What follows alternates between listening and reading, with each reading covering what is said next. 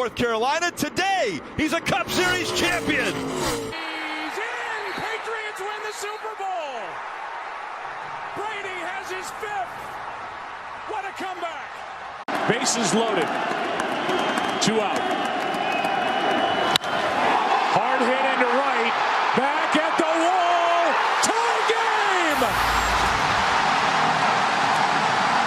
Big Poppy! Follow to Curry, back to Iguodala, up for the layup. Oh, blocked by James. LeBron James with the rejection. 45, there goes Davis. Oh my God! Davis is going to run it all the way back. Auburn's going to win the football game. Auburn's going to win the football game. He ran the missed field goal back. Is insane. How do you make that catch? Oh my goodness. This is sick. Put this to music. I don't think he stepped out either. That may be the greatest catch I've ever seen. Number 39. Pass is caught. Diggs! Sideline! Touchdown! Unbelievable! Vikings win it!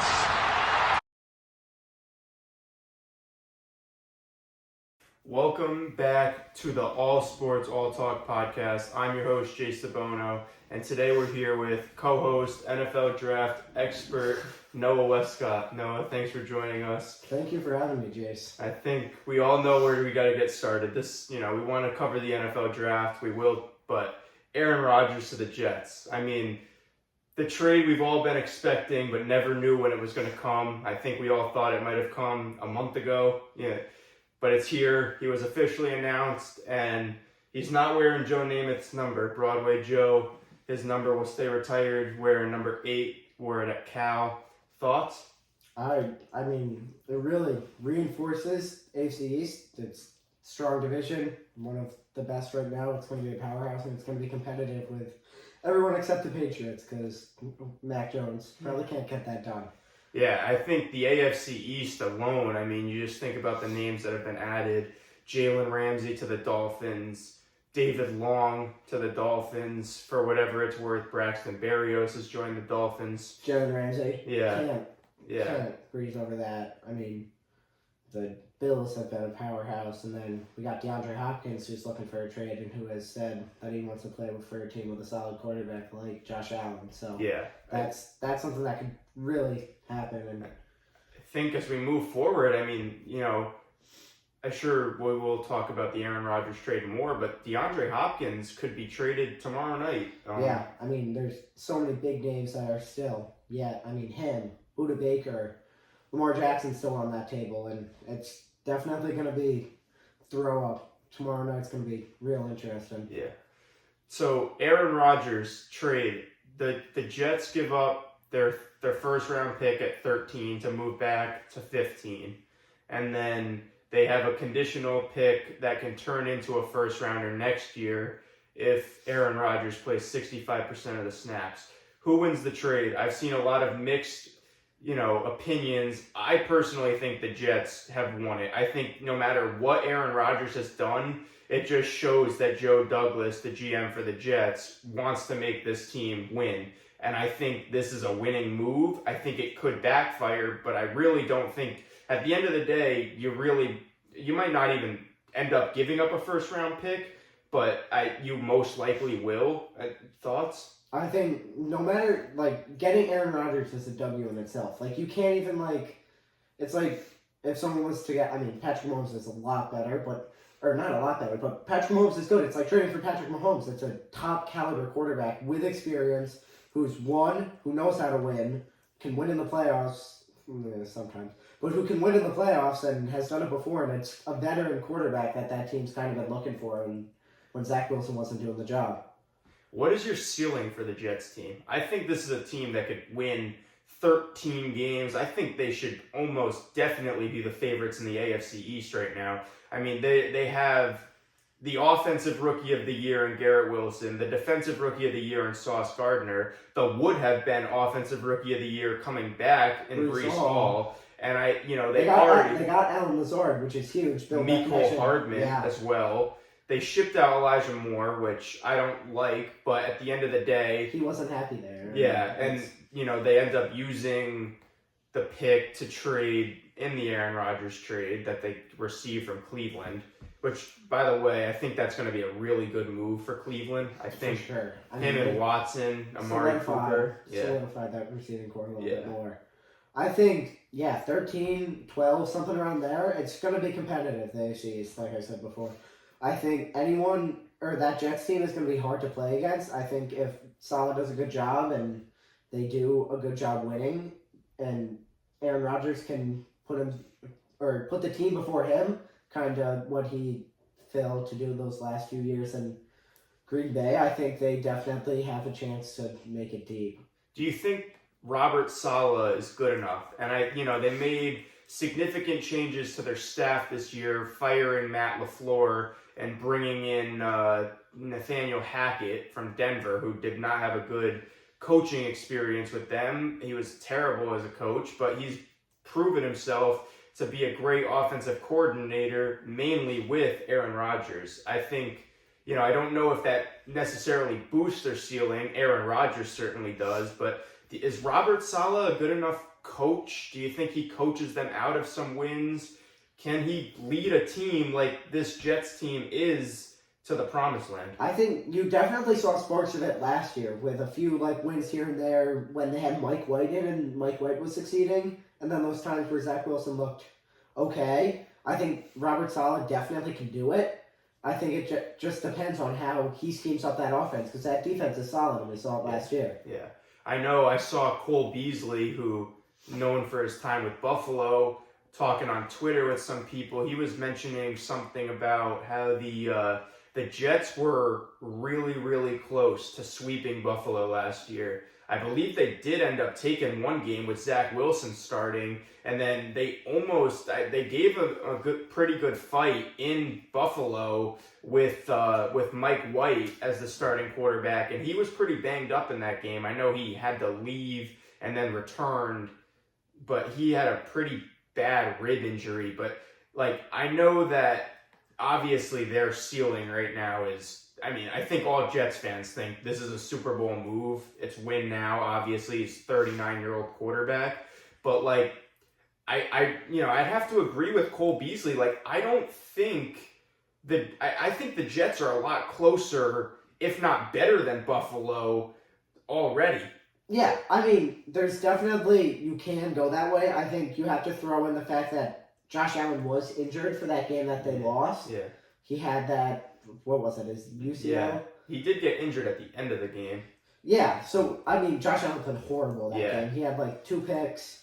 But I think the biggest thing for the Jets in general and that entire East is just playing together as teams, because you saw it with the Bills that they kind of fell apart towards that end, and then same thing with the Jets, that there were sparks, but they weren't able to put it all together to get that winning. Mm-hmm. I think it depends who actually has chemistry and who can build it in the offseason, in training camp, and as the season moves on and they get... So what should the Jets move now? They focus on the draft. They still pick at 15. What's their move at 15? They obviously had a stellar draft last year. Their first round was amazing, and then getting Breece Hall in the second round. What do you think in the first round, pick 15? I think they need a linebacker. Who are their linebackers? Do they have? Yeah, I know they got Quincy Williams. And CJ Mosley's out, isn't he? Yeah, he's somewhere around there. I don't know. But he's not good. This secondary is solid. Sauce Gardner's obviously amazing. They still have Marcus May, correct? No, he's a Saint. Yeah. Oh my God. Second safeties could be, but it's hard because it's not. If they take a corner, maybe they could move them around, but they don't need too much on offense. Yeah. I think tight end could be a move. Yeah. I think Mekhi Becton is obviously a huge question mark. He's a guy that looked absolutely stellar. Looked like he was going to be the guy at tackle for them his rookie season, and now he's missed the last 2 years. He's obviously dropped a ton of weight, and he looks like he is ready to play, and I'm hoping that he will be healthy. I still think tackle should be an option. I know they before the preseason, they signed Dwayne Brown to a 2-year deal, and he is old and just wasn't great. And then they do have Max Mitchell, who they drafted a year ago, who was better than they expected, and better than most people expected. I actually liked Max Mitchell a little bit coming out of college, but I still don't think he is the guy. I think in a perfect world, the Jets go tackle. Yeah. I think that's what I like for them.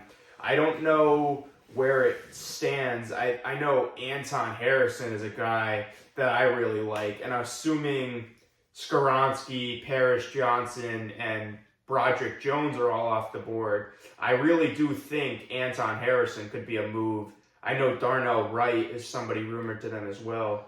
I think Skoronski, if he falls, is amazing. He's big, he's got length, he can do everything. And I do think that any tackle that falls to them is good, but of course Mekhi Becton's got to stay healthy. Like, that's huge. Yeah, I think even hard to move past Elijah Vera Tucker too, who also looked really good his rookie year and got off to a hot start this year, and then he ends up missing the rest of the season. So their offensive line has a lot of question marks just about whether they can stay healthy or not. But I also think, plug in a guy at 15, no matter, whoever you want it to be, Darnell Wright, Anton Harrison, maybe Peter Skoronski falls or Broderick Jones is there. I'm assuming Paris Johnson will be gone before 15. But, plug in a tackle there. I mean, that offensive line with Rodgers, all those receivers that they've worked on in the offseason to add, I mean, you're not, their offensive line would be solidified, assuming that they get a tackle and he comes in and he can play. I want to talk about the receiving room, because their receiving room right now is as maybe the deepest we've ever seen. I mean, they have Garrett Wilson, they have Alan Lazard, they have Mecole Hardman, they have Corey Davis, they have, Denzel Mims, who still has potential. And Denzel Mims could be a stud. He Yeah. looked so good Yeah. 2 years ago. And then, I mean, even their tight ends, too. They have, CJ Uzomah, Tyler Conklin. I mean, they have weapons galore on that team. Breece Hall, Michael Carter, Ty Johnson. That team is... It's just like a powerhouse. Yeah. They've just got to put it together. I think. Yeah. Biggest thing. I honestly think people are overlooking the Jets. But as we get into the draft a little bit more, I think the main place you have to start, pick one with the Panthers. This is changing by the day, and who knows what will happen. But right now, Will Levis is the betting favorite per DraftKings Sportsbook to go number 1 overall to Carolina. You buying any of this? I mean, it's possible. I think Will Levis, he could go, but I personally don't think it's the right pick. I think you take Bryce Young. I think Bryce Young's been so solid in college, and he's someone you can't overlook. He's smart, he's athletic, he's quick, he can put the ball where it needs to be, and he knows what he's doing. And I think that will translate better into the NFL than what Will Levis has as just being that build and strong and raw athlete. It's hard to risk that at number 1, kind of how the Jags did with Trayvon Walker. That paid off, but it's hard to take that risk when you trade up. You want to have someone solid that can play for you. Well, I know you said you can't overlook Bryce Young at number 1, and I can't agree anymore, because if people couldn't overlook Bryce Young, he would be the legitimate number 1 overall pick. And what I'm referring to there is his size. He's obviously, everybody keeps saying he's not tall enough, Russell Wilson, Kyler Murray comparisons keep coming out. But, Kyler Murray went 1 and Russell Wilson went, in the 3rd round Russell Wilson was so good. And Drew Brees wasn't a big guy. Yeah. And Drew Brees was one of the best quarterbacks in the past 2 decades. Yeah. So And I think looking at size as a quarterback isn't as, it's important, but it's not as important as just accuracy, football knowledge, and just being able to put it together like Bryce Young did his past 2 years in college, and we didn't see from Will Levis this year. Yeah. I know CJ Stroud, when the Panthers first obviously make the blockbuster trade, DJ Moore, pick number 9 to Chicago, the first player that came to mind for me was, I think this is for CJ Stroud.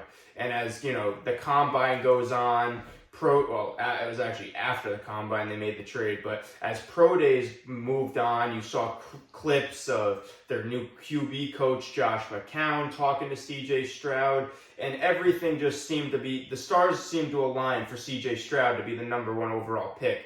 Now, obviously, Ohio State quarterbacks have they have a really bad history of, being NFL quarterbacks, whether it's the playbook being too simple or just, everything being fed to them basically in college, which I'm not saying is the case for Stroud. I think up until the test, CJ Stroud was the guy at number 1.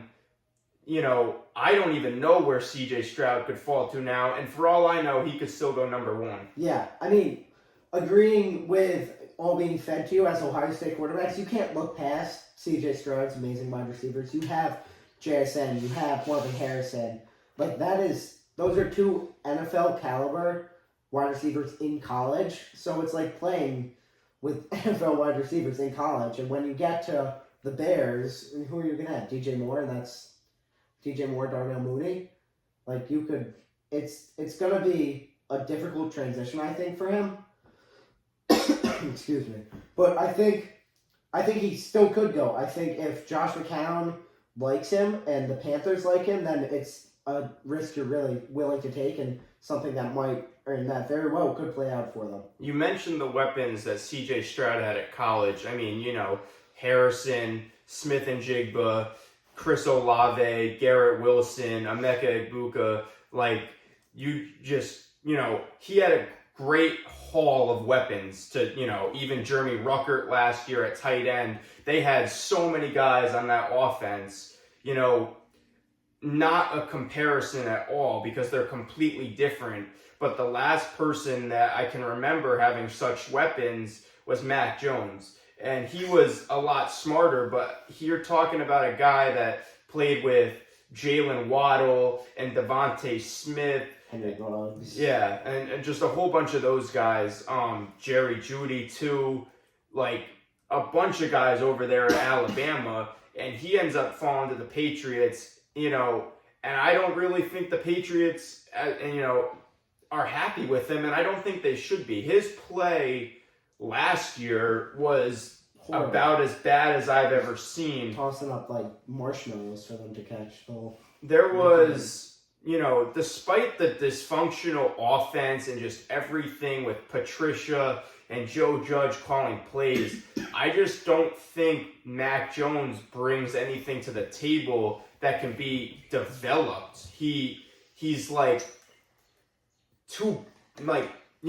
he doesn't have the elite arm. He doesn't have elite speed. He just relies on, being a pure, accurate quarterback and, making good decisions. And his decision-making was just not good at all last year. Subpar. He was not what I think you want at 10. And I think looking at the weapons, it's hard to really make that connection as a coach or as a scout. Like, is he going to be good if we don't have the weapons?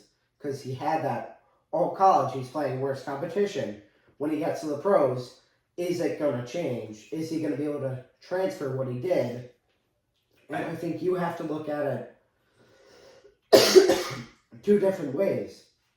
As either he's good, we trust him, or he got carried, and the weapons really boosted his level of play. And if you don't surround him, will he suck? And I think, like, CJ Stroud now, he has a ton of talent. He has way more talent than I think Mac Jones has because he has a lot more just intangibles that can be developed. He's he's able to escape, work on the run. He can throw a deep ball. But if he does end up going number 1 to the Panthers, this is what I'm worried. I don't think they have weapons for CJ Stroud. They make the move for DJ Chark. They make a move for an aging Adam Thielen, which I think honestly was one of the more so worst contracts handed out this offseason. In a year where you saw a lot of people taking cheap, short deals, Adam Thielen goes and signs for 3 years, and he's He's old and he's slow. There are videos of him working out with the Panthers, and he's like watching a middle schooler run routes. And I think DJ Chark was a very valuable piece to Detroit and a very big part of their success last year, but in a different system, and I trust Frank Reich. I like him a lot as a coach, and you really ask the question, I mean, what else do they have there? I know they got Shi Smith, who... Laviska Shenault? Yeah, they do have Shenault, who I was going to get to. They have Terrace Marshall, but it's just a whole bunch of people that have potential, and it just hasn't been untapped yet. I think we saw a little bit of what Marshall could maybe do at the end of last year. He started building a little bit more. I think he's just super interesting. He's a really good receiver that just... in a sucky offense, so... Shenault has gotten around already more than you would like to see from a young player taken in the second round by Jacksonville. And then now with Carolina, I think you can say you saw glimpses of potential from Marshall, Shenault, and Shi Smith last year, but nothing that makes you say, this is the guy. I think CJ Stroud... You could even make the argument that he might have played with. I think it's even. Yeah, it's obvious that he played with better. Marvin Harrison, you put Marvin Harrison on that team, he's the number one wide receiver. You put Chris Olave on that team, number one wide receiver immediately. It's hard to even think about what he's gonna do with significantly worse weapons. Now, we've talked about Levis, we've talked about Young, we've talked about Stroud. Is there any chance the Panthers pick the guy that calls himself Cam Newton, Anthony Richardson? I mean, he might be the best athlete overall in this class. Just his ability, I mean, everybody's seen the clip of him throwing the ball at his pro day and hitting the roof. His ability to just throw the ball as deep as anyone. He might have the best arm in the NFL come day one, and not to mention he's super fast. I mean, he ran a 4.3 40-yard dash at the combine.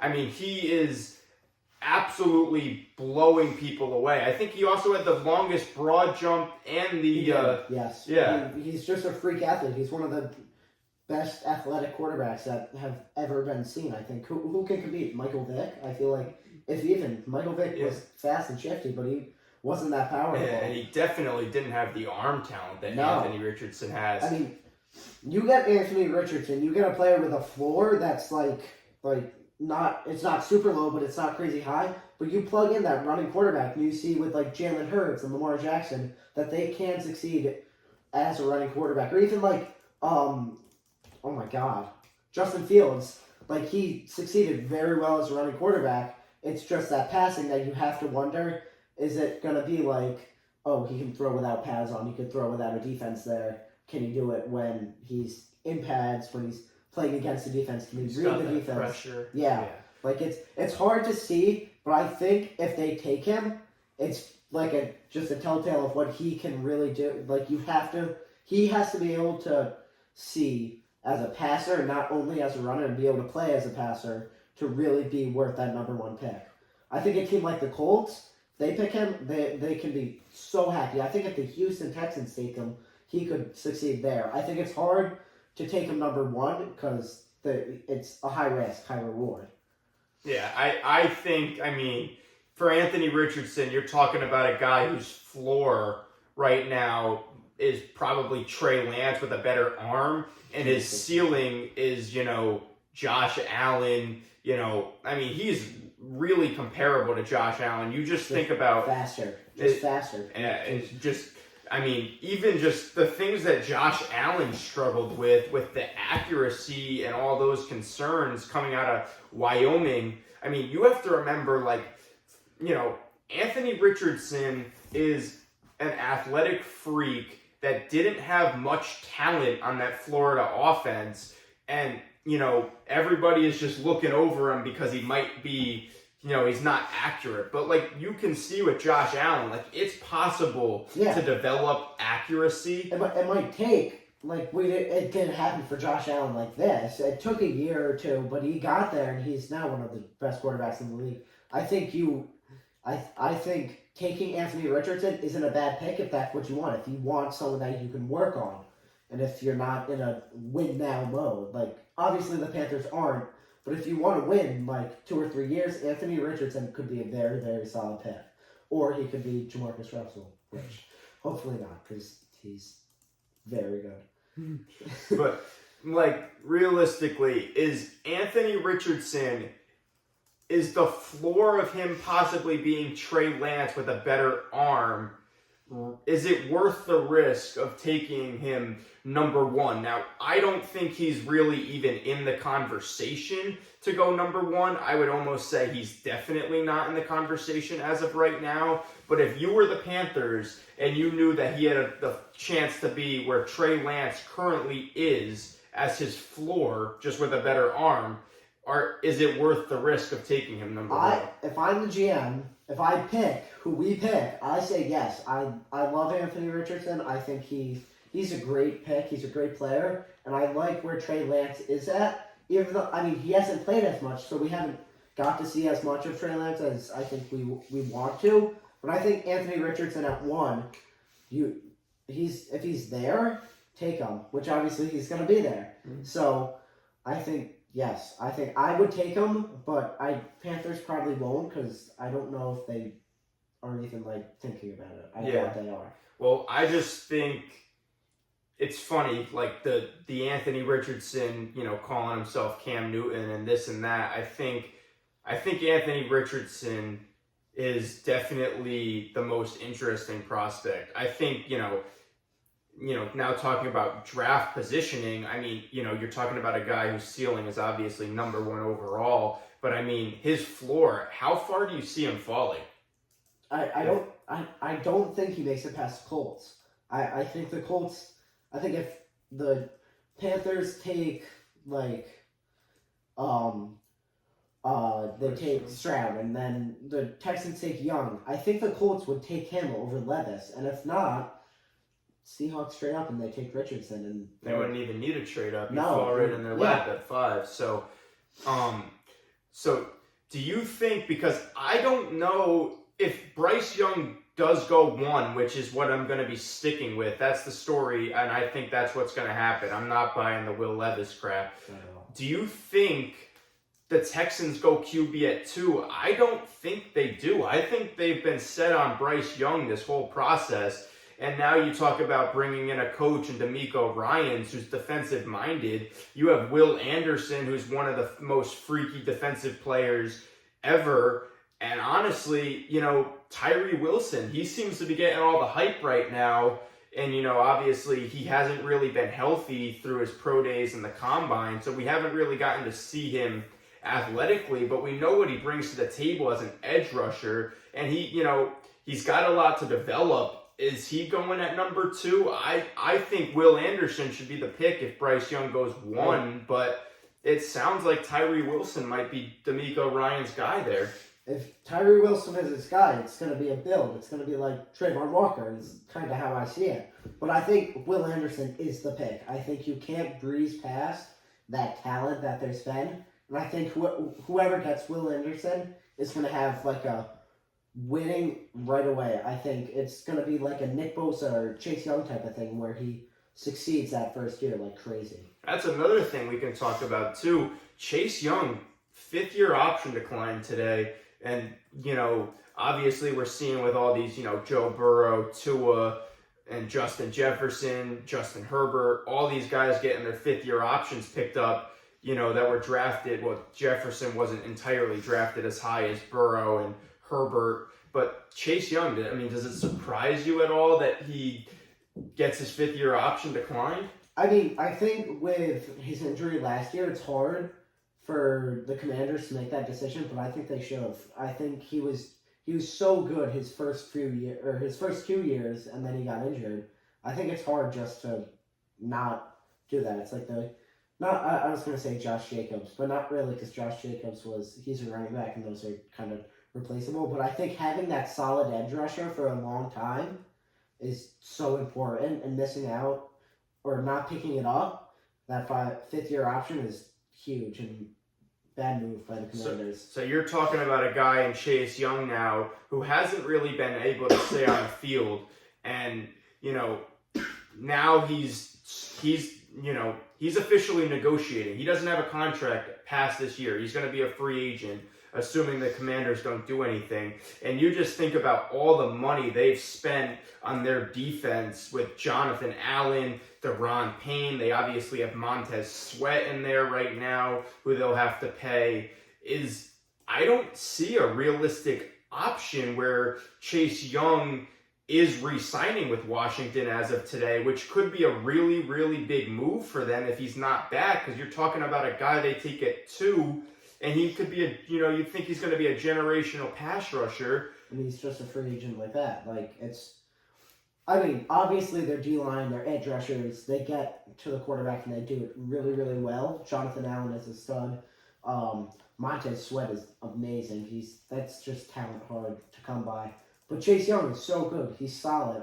Obviously he's had problems staying on, but you can't ignore that he was so good that first year. I think it's him being out on that free market is whatever team picks him up is going to be a winner at the end of the day. And I think, just getting into that, the 2020 draft a little bit more, obviously Burrow goes 1, Young goes 2, his future's up in the air right now. And pick number 3, Jeff Okudah, recently traded to Atlanta. Detroit, he didn't really have a great career with Detroit, but he was looking up with Detroit, and Atlanta picks at number 8 right now. They could really go anywhere. They signed Bud Dupree, and you could say their 2 biggest needs at 8 were, edge and corner, and they got him. And they re-signed Caleb McGarry. They extend Chris Lindstrom, which is huge. They keep that offensive line together. They bring in Jonnu Smith. Tyler Algier rushes for 1,000 yards last year, and nobody was expecting that. But is Bijan Robinson in? He's got to be Yeah, he's so good. It's hard to breeze past him, but I think it's high for a running back. You saw the Giants do it in Saquon. That paid off pretty well. I think if they take Bijan Robinson, they can be happy. I think their O-line is wishy-washy with. Chris Lindstrom's amazing. He's so good, but you gotta kind of pick what you want. Obviously, but Bijan Robinson would be huge. It would be amazing. I think Atlanta is right now outside of the teams that are picking up high with Carolina and just the unsureness there. I think Atlanta is such an interesting team. How can you pick for them? Because if a quarterback does fall, they had Ritter, who didn't look amazing, but could be developed, and he has the athletic traits. But quarterback's got to be a thought. Quarterback for sure. I think you got the big 4. You got C.J. Stroud, Bryce Young, Anthony Richardson, and Will Levis. And you see Texans don't take. Let's say the Texans don't. And you just have the Panthers, the Colts, and then possibly the Seahawks if they really want to take someone and move on from Geno Smith in the next year. You could see a quarterback falling. Now, I think another team that's really interesting is the Lions, because we all know the Lions really aren't picking up here. This is the pick they've acquired in the Matthew Stafford trade from Los Angeles. And, do they, I know Lions fans love Jared Goff, and he's obviously shown not even marginal. He's shown legit development. He's turned into a, borderline top 10 quarterback in the NFL right now. But, if a quarterback is there like Stroud or maybe Richardson, do you consider it there, or do you go win now because you know that this team has talent and can win? I think you have to consider it, but Lions are at 7.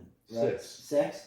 I think I love Christian Gonzalez personally, and that loss of Jeff Okudah, all you have is Amani Oruwariye, right? No, Amani Oruwariye is with the Giants. They did bring in Emmanuel Mosley, and they signed Cameron Sutton. So I think you have to go Christian Gonzalez. He's such a good corner from Oregon. He's got the length. He's physical. He can track the ball. He can do everything that you want from an NFL level corner. And you missed on Jeff Okudah, so maybe you're hesitant, but I think that's the right pick for the Lions, seeing that their secondary kind of was picked apart this offseason. Yeah, and I think, they have the option of taking an edge rusher, because I do think that either Tyree Wilson or Will Anderson will be there, whichever one isn't picked by then, obviously. I keep seeing Will Anderson falling, and I don't think he is, I don't think he should fall. I don't think I think he's way too good of a player for him to be falling like he has, like he may be. But I think if for whatever reason he's there, I think that should be a run the card right up pick for the Detroit Lions. Of course. If Will Anderson is there, I think you take him. You can't breeze past it, like I said with the Texans. I think the Texans should take him. I think if the Panthers really wanted to, he would be a good pick at 1, but they need a quarterback, and that's what they traded up for. But I think the Lions are in that win now. They don't. I don't see them taking a quarterback. I say you take someone defensively, edge rusher, corner, and that defense was the weaker spot for them. So you get that. You got a solid young player there. I think you can easily win the North. I don't see the Vikings really with Kirk Cousins doing too much. Yeah. And I think, I said they were interesting because who knows what could happen at 6, but they have another pick in the first round, and I think that's at 18 they pick. I think, they obviously, Kirby Joseph was great for them.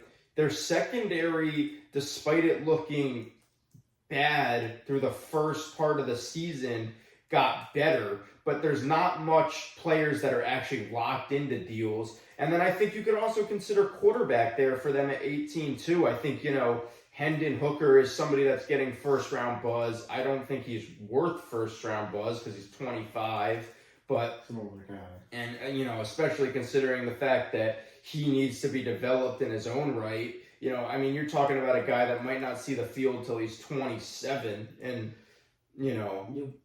There's also the possibility of trading back. They've got 2 picks. They trade that away for... They trade one of them for more picks or for a player. You get someone that might be willing to leave. Buda Baker, maybe. Yeah. You get a veteran safety, and you really could solidify it. And I think, can't overlook it. The moves they've made this offseason, C.J. Gardner-Johnson on a 1-year deal for them as well. Obviously, it's not something that, you just blow past because it is only a 1-year deal, but he's a young player, and, he could have led the league in interceptions last year if he didn't get hurt. And, a lot of people are worried whether he'll fit into, a scheme that wasn't the Eagles' scheme, whether he was a schemed player, but he had success with the Saints. Other than a few character things, those few fights. But he played good. He was really under everyone's radar for a while, and then he has that year last year with the Eagles, and he really showed what he has kind of been doing for a little bit, just under the radar. Yeah, I thought he was going to get a lot more money than he ends up. I think he ends up signing for a 1-year, $8 million. It's a steal. Yeah, one of the steals of free agency. I don't know what the guaranteed money on that was. The thing that sucks is it's only a 1-year deal for a player that has all the potential in the world. But the Lions are it's such a confusing thing to pick for them. They had such an interesting offseason. Just thinking about David Montgomery in, Jamal Williams out, and they still have Swift there, who they've kind of seemed like they've moved on from. I haven't heard his name circling in trade rumors, but I think DeAndre Swift is someone that if he, isn't traded, might ask out, despite the fact that they've had, a good running back by committee there last year, and Jamal Williams seemingly having way more, action than DeAndre Swift had. They just keep bringing in these guys. It's almost like, they either don't trust Swift to be, that 3-down workhorse back, or they really just want to have this running back by committee. Is Swift someone? Because he has a lot of potential, still young. I don't think he's traded during the draft, but I think he's someone that, maybe could be closer to his end of the line with Detroit. Yeah, I feel like I think they definitely could go, not necessarily running back at 6, maybe at 18 if Bijan is still there, which I doubt he will be. But I think taking someone like Jahmyr Gibbs in the second could be a solid pick for them, because Jahmyr Gibbs was very good at Alabama. He's got good vision, good balance. He really can do. He's like Alvin Kamara. That's kind of like my NFL comparison. Yeah, and I think, that's a lot of people's NFL comparisons is Alvin Kamara. Kamara obviously was, drafted out of Tennessee, but transferred from Alabama.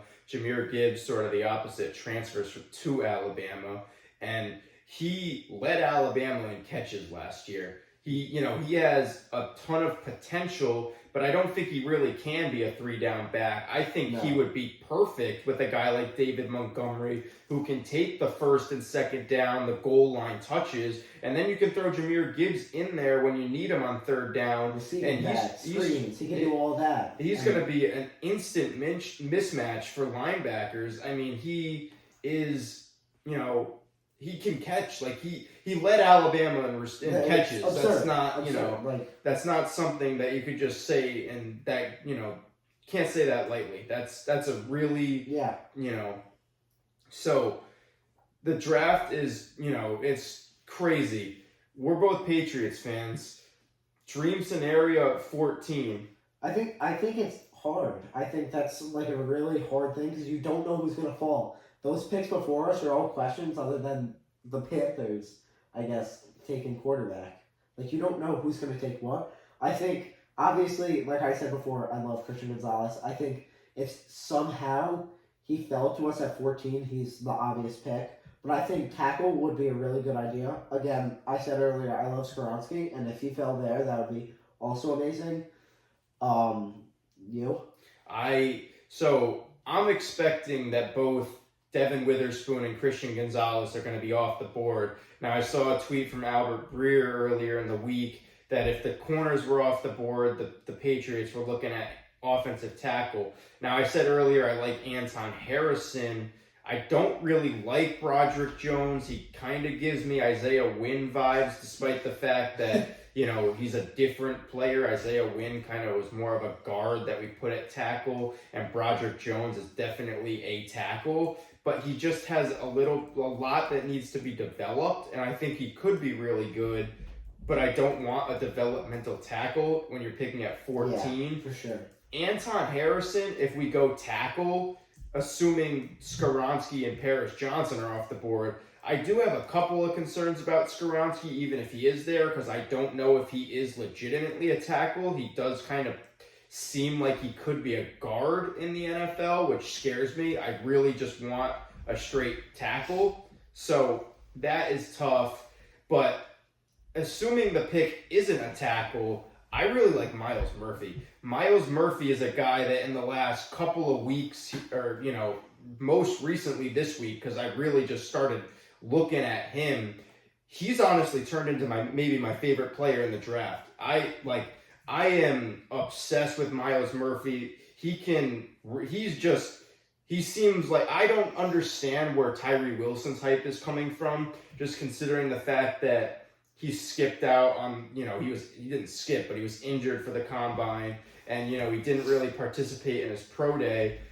Myles Murphy, when, he is my edge number 2, and I don't see it with Tyree Wilson. I don't see it with Lucas Van Ness either. Just, I get at Iowa, they play the older players over, and he's only a redshirt sophomore. but I just want to see production, and Miles Murphy has been, insane. He's been a force to be reckoned with at Clemson and that ACC every single year. And he was a player that when he came to Clemson, you knew his name right away.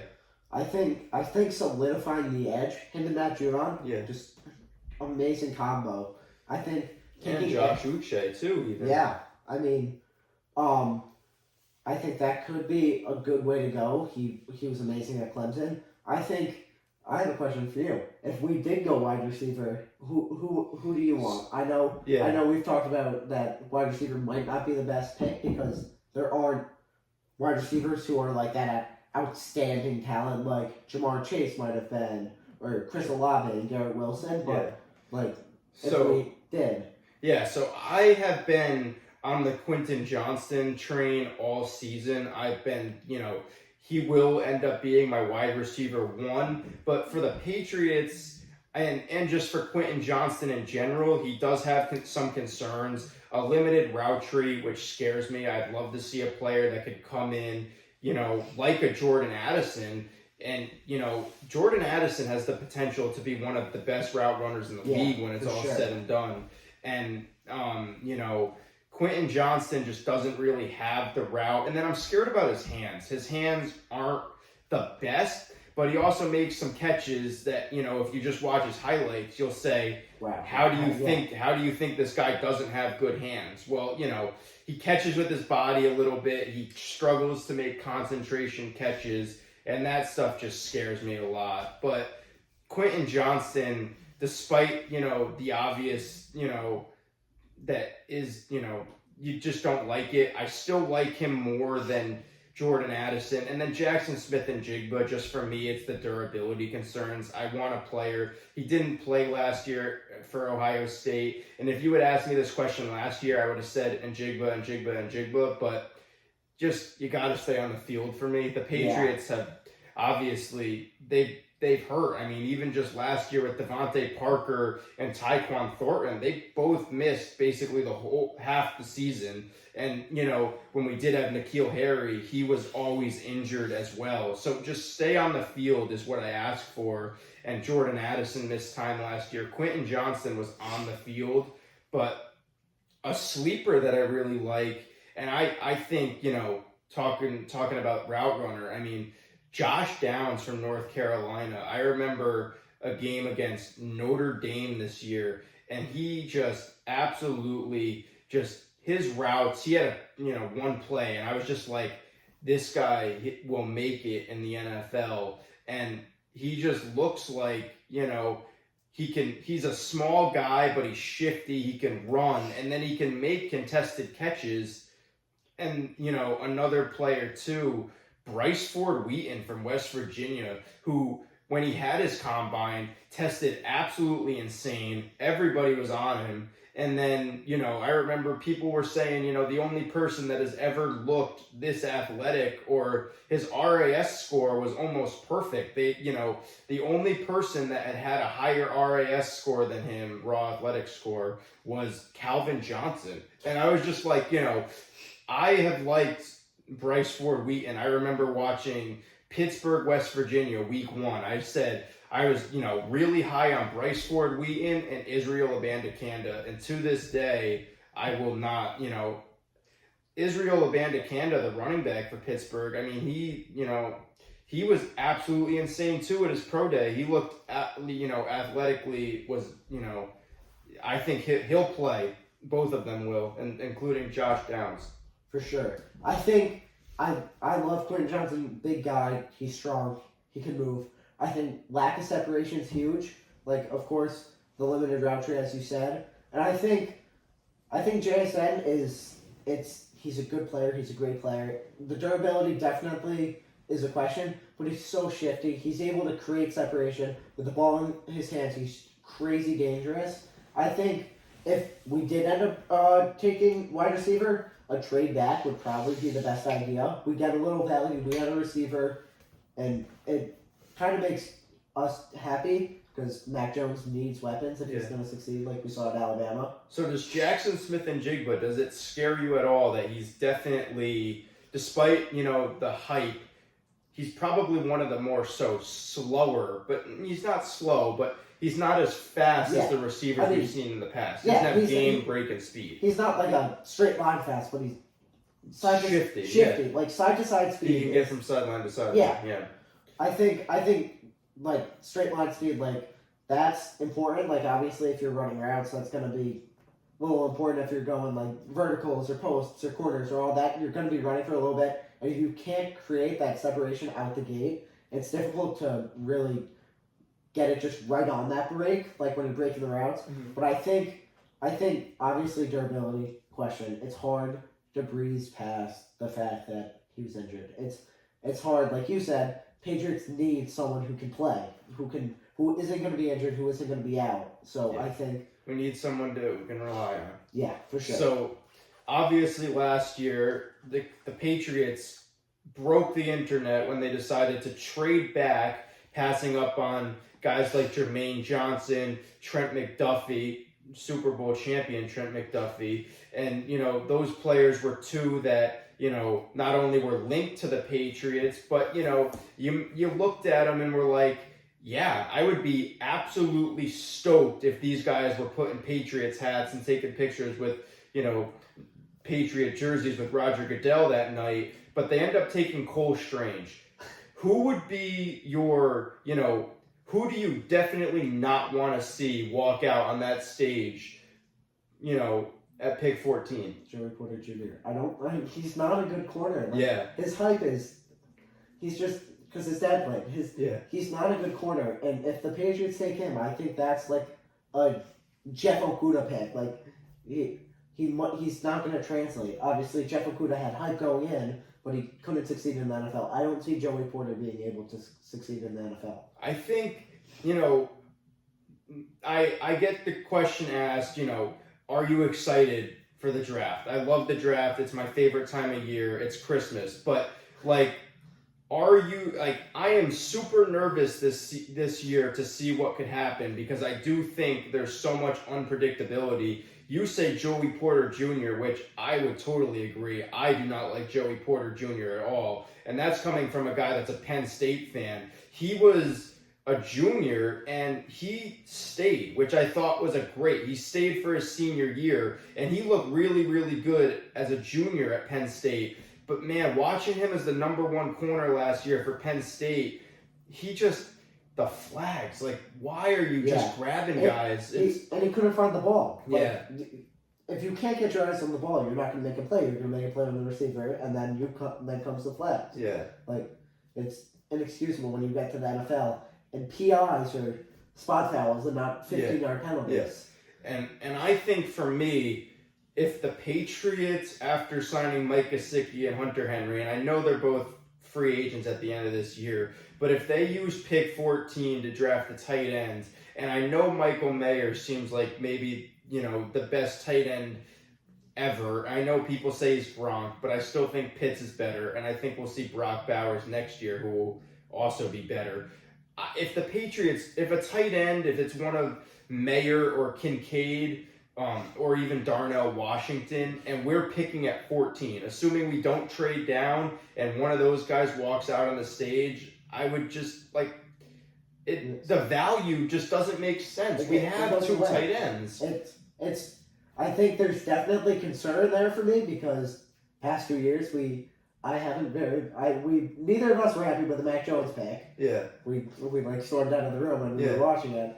And then Cole Strange was abysmal. Yeah. The worst pick, I think, that of all, probably not of all time, but horrible pick. Yeah. You can't just disregard that. So there's definitely concern with the Patriots that they're going to mess it up. And I think in a year where you look at the tight ends and you just look down the board and you got guys like Luke Musgrave, Sam Laporta, Tucker Kraft, Brenton Strange, Zach Kuntz, and so many other guys. It's just why are you taking one maybe in the first round? And I know it might not happen. I hope it doesn't. But if for whatever reason it does, why are you doing it? Yeah, it's unpredictable with Bill and the entire Patriots organization. Yeah. I think if you take a tight end, which we don't need, Hunter Henry's been so good. The addition of Mike Gesicki is huge. He was really good with the Dolphins when used. which they kind of drifted away from with Tyreek Hill. but he can't block, which is Yeah, a fair. which is- yeah. Yeah, but Hunter Henry's not a horrible blocking tight end.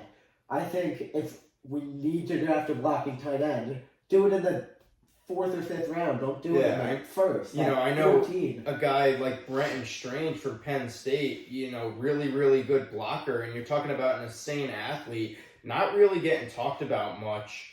And, I'm not going to use this as a time to rant about Penn State players, but just because I'm a huge Penn State fan, but I really do think Brenton Strange has the intangibles to be a tight end that can be a third tight end behind Mike Gesicki and Hunter Henry for a year. I mean, you're talking about a guy who athletically has all the upside in the world, and then he can block. The concern there really isn't much. So, I think, and you could get him on a day 3. Yeah, for sure. I mean, tight end. What tight end has been successful that was picked high? T.J. Hawkinson. That's Kyle Pitts, but he hasn't been. He hasn't been all that because he's not been utilized. Yeah, even last year he wasn't really that good. And who knows? He might be more of a receiver than a tight end currently too, with Jonnu Smith there. Kittle, Yeah. 6th round. Yeah, exactly. Travis Kelce was 7th round, right? I don't know where Kelce was picked off the top of my head, but he wasn't drafted 1st round. Yeah. So I think 2 best tight ends in the league are not 1st round picks. Yeah, so why waste them when you see success from later pick guys? And even, consider Darren Waller, who obviously is a really, really good tight end nowadays, was drafted as a receiver. So, yeah. It's a movable position. Yeah. So, I know we got to wrap it up, but who is the most underrated, the prospect that not too many people are talking about for you that you really, really like, and, a sleeper pick or a sleeper prospect? I don't know.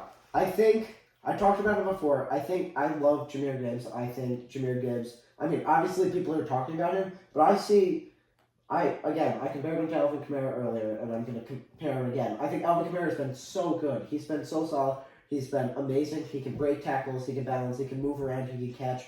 I think if a team takes Jahmyr Gibbs in day 1, round 1, I think they win. I think a later round pick by someone like the Chiefs. The Chiefs take him. I think that could be like a really good pick for them. Yeah, considering they lost they didn't lose him, but Jerick McKinnon's just sitting in free agency. Yeah, I think great replacement. If Jerick McKinnon falls to round 2, Jahmyr Gibbs falls to round 2, I think whatever teams missed out on him, that could have used him took a little bit of an L. And I've been waiting for this because I got a guy that I really wanted to throw out there.